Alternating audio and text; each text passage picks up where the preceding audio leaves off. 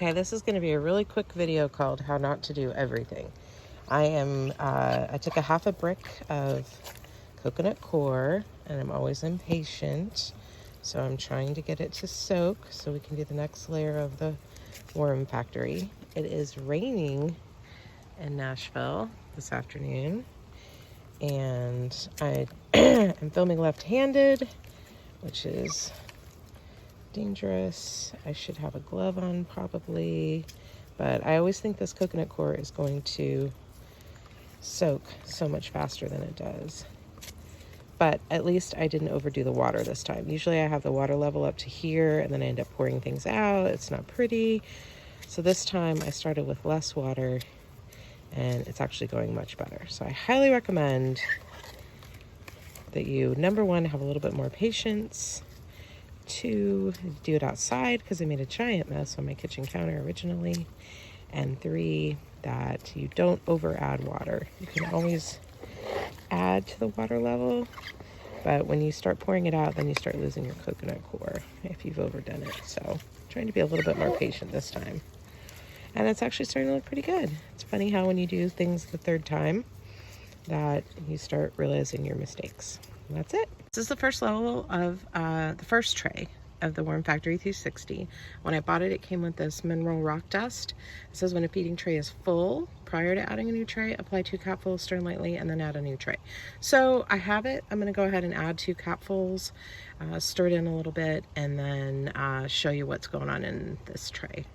Okay, I would like to say that I started at, you're seeing it from the very beginning, but the reality is I started this worm bin about a month ago.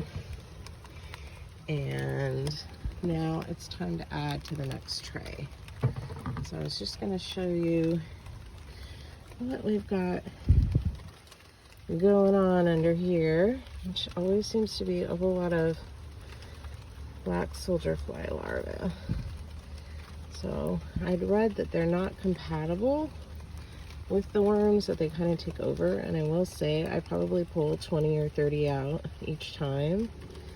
And they do absolutely keep making more. Normally I would have a glove on, but I've already done the coconut coir. So anyway, I just kind of wanted to show that this level is already pretty full.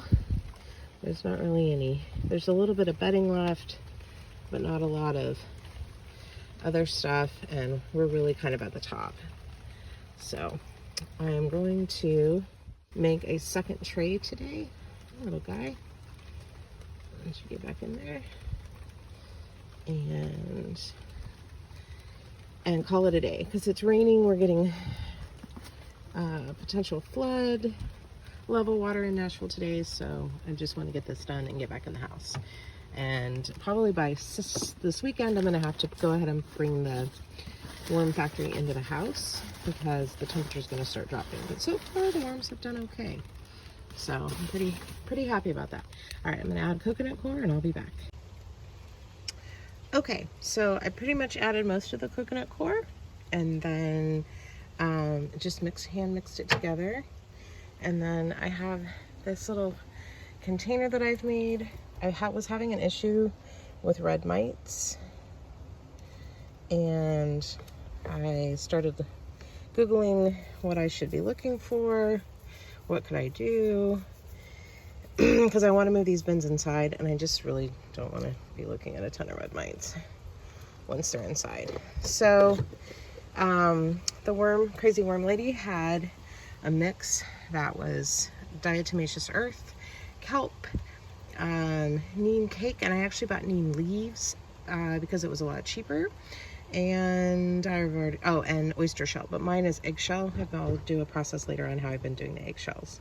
So I put that on, and now I'm going to add the feeding. Next time when it's not raining, I'll show you, we'll set up the tripod and actually show you what I put in here and then how much. But what I can tell you is it's about a half a bag of kale, a half a bag of spinach, and some chopped up apples. Everything was frozen and then thawed. And then I threw some coffee on top just to keep the bin a little bit warmer. And then I put the mix of the 4 powders on top just to try to keep the bugs down.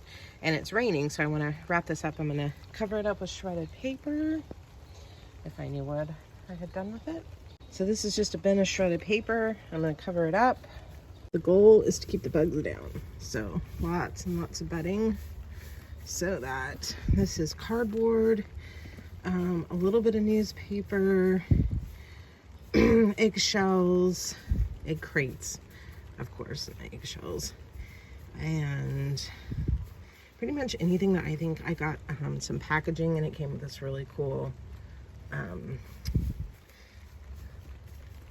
what I call worm food.